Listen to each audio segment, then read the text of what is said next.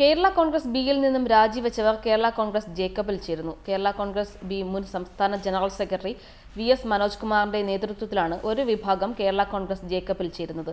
ലയന സമ്മേളനം നാളെ തിരുവനന്തപുരത്ത് നടക്കും. കേരള കോൺഗ്രസ് ബി LDFുമായി സഹകരിക്കാൻ തീരുമാനിച്ചതിൽ പ്രതിഷേധിച്ചാണ് ഒരു വിഭാഗം കേരള കോൺഗ്രസ് ജേക്കബിൽ ചേരുന്നത്. കേരള കോൺഗ്രസ് ബി മുൻ സംസ്ഥാന general secretary advocate VS. Manoj Kumar ഉൾപ്പെടെ 100ഓളം ഭാരവാഹികളാണ് ജേക്കബ് വിഭാഗത്തിൽ ലയിക്കുന്നത്. ബാലകൃഷ്ണപിള്ളയുടെ സ്വാർത്ഥ താൽപര്യങ്ങൾ സംരക്ഷിക്കാൻ വേണ്ടി മാത്രമുള്ള പാർട്ടിയാക്കി കേരള കോൺഗ്രസ് ബിയെ മാറ്റിയിരിക്കുകയാണെന്ന് പാർട്ടി വിട്ടവർ ആരോപിക്കുന്നു. കേരള കോൺഗ്രസ് പാർട്ടിയുടെ ചെയർമാൻ ബാലകൃഷ്ണപിള്ളയെ മകനും പാർട്ടിയുടെ വൈസ് ചെയർമാനുമായ മുൻ മന്ത്രി KB ഗണേഷ് കുമാർ വാസ്തവത്തിൽ രാഷ്ട്രീയമായി ഒരു നടതള്ളൽ നടത്തുകയായിരുന്നു.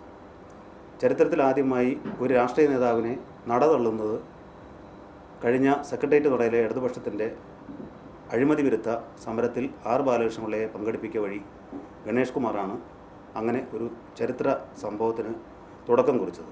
ഇടതുപക്ഷവുമായി സഹകരിക്കാനുള്ള ബാലകൃഷ്ണപിള്ളയുടെ തീരുമാനത്തിനെതിരെ പാർട്ടി അണികളിൽ കടുത്ത വിയോജിപ്പാണുള്ളതെന്നും പാർട്ടി വിട്ടവർ പറയുന്നു.